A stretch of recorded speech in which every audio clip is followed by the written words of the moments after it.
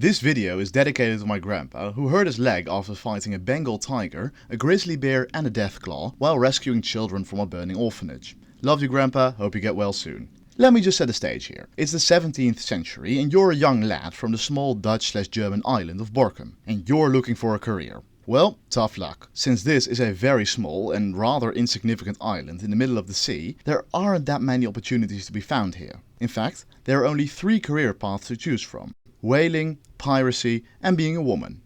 Well, apparently you're not a woman, so that leaves piracy and whaling. But since a career in piracy could very likely end in a short drop and a very sudden stop, that isn't a great idea either. So whaling it is, which is only slightly less dangerous than being a pirate.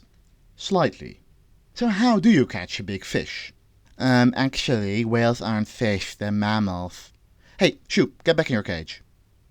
But yeah, how do you hunt some of the largest creatures to ever roam this earth without modern luxuries like a metal hull or heat-seeking missiles? Well, first you have to wait for summer and cross the treacherous North Sea and sail all the way to Greenland in one of these 24-meter or 80-foot ships called fluits. More specifically, a special type of fluit called a Groenlandsvaarder, which roughly translates to Greenland sailor.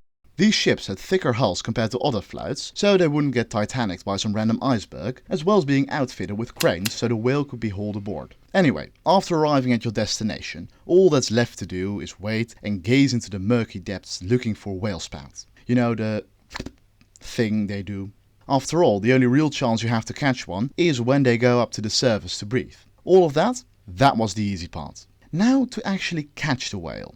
As soon as the whale is spotted, the crew hops into small sloops and rows towards the whale's last known location. And let me just emphasize that you're trying to catch the animal that was Jonah's unwarranted 3-day Airbnb. These leviathans are roughly 3 times the size of the sloop you're currently crapping your pants in. I'm not exaggerating when I say that this was one of the most dangerous jobs in the world. Sure, the whale might not try to eat you, but as soon as you're overboard, that's it. Even if your crewmates rescue you, it doesn't matter. Remember, you just fell into the icy abyss that is the Arctic Ocean. Even if you don't drown, hypothermia is still a thing. Anyway, how do you turn this into, well, a dead version of this? Well, basically the same way we always turn things into past tense, by stabbing it.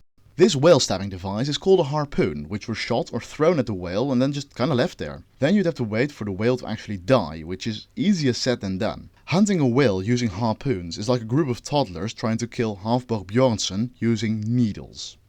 But let's say you maxed out your luck stat, scored a crit on that whale, and now you have about 100 tons of dead sea monster floating around. What do you do then? Well, you thank the Lord that you somehow survived this, tow it next to your ship, cut it into pieces, and prepare for the arduous journey back home. And boy, is that journey going to be arduous. Remember, you're transporting a literal boatload of rotting whale carcass, making this probably one of the smelliest jobs in history, only surpassed by septic tank diver and working at an anime convention. Now here you think, why would anyone voluntarily take such a risk and live in such a stench? The answer is very simple.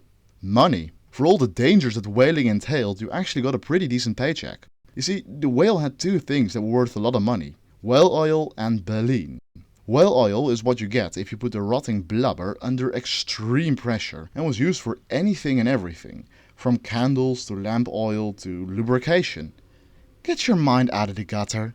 And then there's the baleen, extremely popular among French people who used it in corsets. You might not like it, but this is what peak male fashion looks like. But what to do with the other 80% of the dead whale? Most of it was thrown away, but the bones make for some excellent construction material. In many old whaling towns, you can still find whale bones used as fences or gates. You probably noticed that whaling isn't around much anymore. Why is that?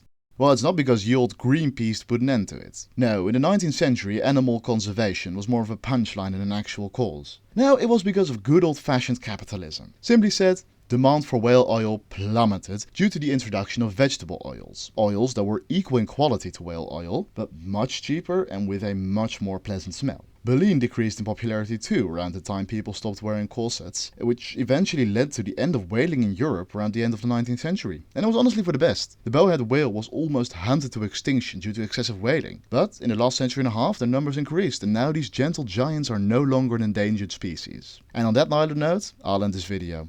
Thank you for watching, and I'll see you whenever the dopamine fairy blesses me with enough dopamine to make a new video.